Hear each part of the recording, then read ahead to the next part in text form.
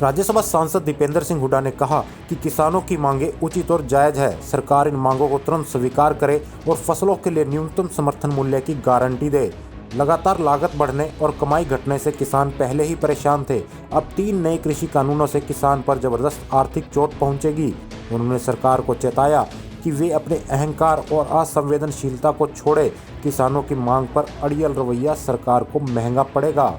सांसद दीपेंद्र हुड्डा ने कहा कि सरकार कहती है कि उसने किसानों के हित में कानून बनाए हैं। अगर ये कानून किसानों के हित में है तो फिर हमारे अन्नदाता नाराज क्यों हैं और कोरोना के महामारी के खतरे के बावजूद सड़कों पर उतरने को क्यों मजबूर हो रहे हैं। उन्होंने कहा कि किसान जानना चाहता है कि इन 3 कृषि कानूनों की मांग किसने की थी और कोरोना की आड़ में इन कानूनों को क्यों लाया गया।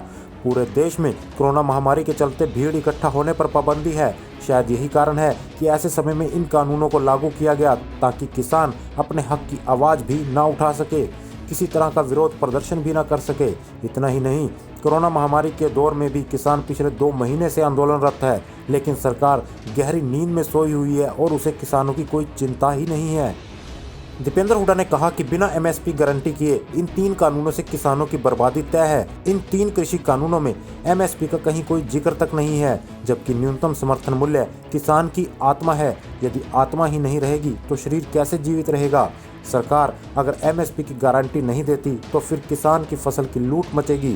धीरे धीरे मंडियां और न्यूनतम समर्थन मूल्य की व्यवस्था खत्म हो जाएगी और फिर किसान अपनी मेहनत से उपजाई फसल को कौड़ियों के भाव में बेचने पर मजबूर हो जाएगा।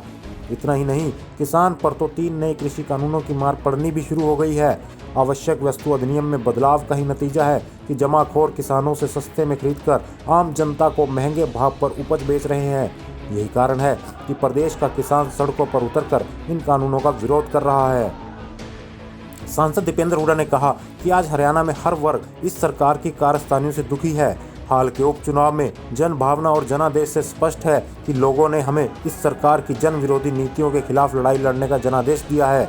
हमारा संघर्ष इस अनैतिक, अहंकारी, असंवेदनशील गठबंधन सरकार के खिलाफ आगाज से अंजाम तक जारी रहेगा।